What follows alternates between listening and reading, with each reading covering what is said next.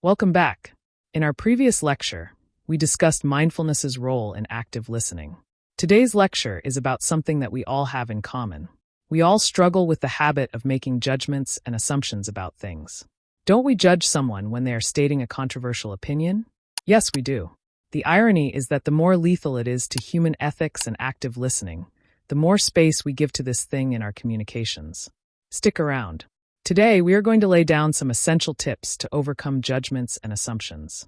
Doing this will not only enhance our communication skills, but also ensure active listening in our conversations. Steps to overcome judgments and assumptions. Well, we are not assuming that outdoing judgments is an easy task. It takes practice and effort to overcome them. However, if it is not easy, it is not impossible either. So let's make an effort to outdo these problems in our communications. Ensuring mindfulness in the conversation. As discussed in a previous lecture, mindfulness plays an essential part in active listening. Because it has that charming quality, mindfulness helps overcome personal judgments and assumptions. And it is quite obvious that when you pay attention to someone completely, you don't let your judgments meddle. Therefore, ensuring mindfulness in your daily conversations may help you minimize your judgments and assumptions. Acknowledging cultural differences. Cultural upbringings have much to say in igniting our judgments. Like, why would you lower your gaze while listening when it is an important pillar of active listening? You may feel temptation to give room to your biases and inclinations. But the deal is to try to read between the lines. Tracing the speaker's cultural background will help you overcome your judgments and assumptions. Jump in the conversation with positive attitude. That may be true. Your attitude plays a big role in your communication skills. Communication experts say that having a positive attitude helps you focus more on the speaker and less on the distractions or inner thoughts bothering you. For instance, Thibaut Muris, in his guide Master Your Emotions, argues that emotions and judgments have the same origin. When you build up a positive perspective about someone, there is hardly any chance that you'll pay heed to your own prejudices. Sincerity and empathy. Moving forward, this is not a new thing. Everyone knows we should be sincere and empathetic.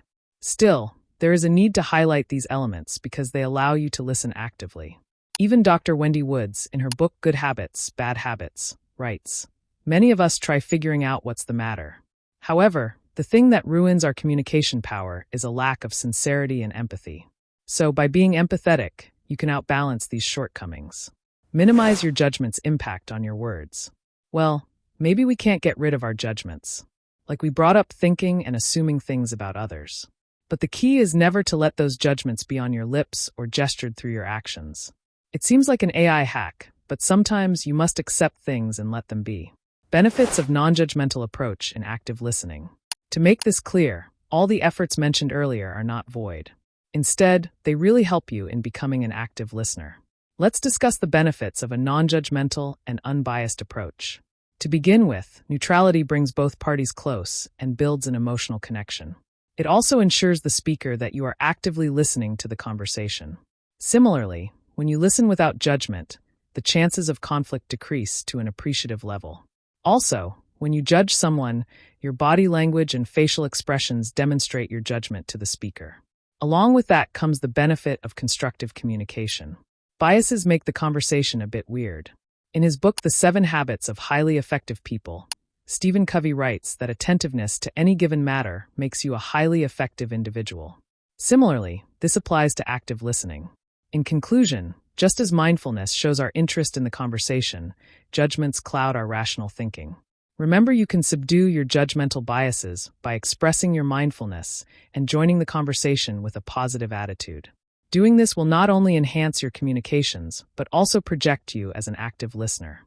Stay around because in the next lecture we are going to discuss another important element of active listening, i.e. curiosity in active listening, and its importance.